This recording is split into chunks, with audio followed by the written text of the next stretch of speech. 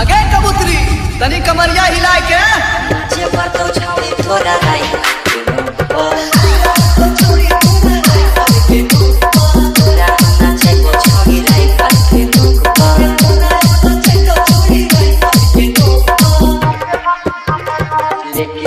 जमुजिला के चौपा लेके हम बाराती आई बोला खिसरा के चौपा नाचे पर तो छौड़ी तोरा राई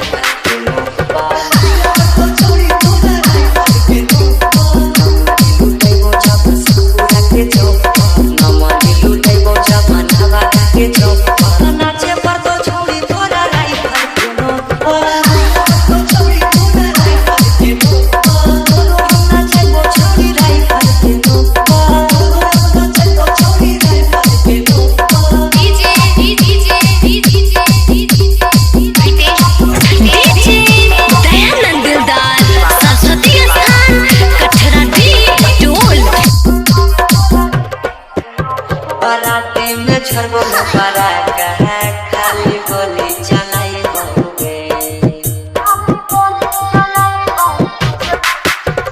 शादी में तो फंसा है साथे होकर ना चाहिए बहुगे आगे धारा धारा गोली चल तो लखीसराय के चौपा धारा धारा गोली चल तो पढ़िया के चौपा नाचे पर तो छौड़ी तोरा राई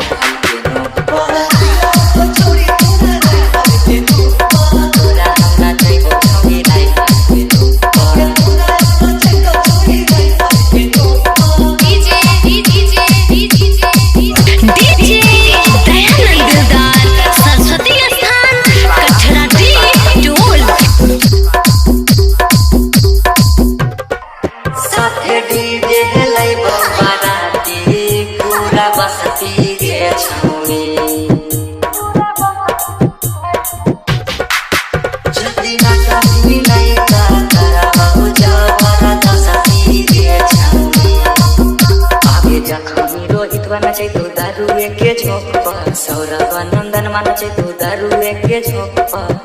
आगे कबूतरी तनी कमरिया हिला के नाचे पर तो छाउनी थोड़ा राई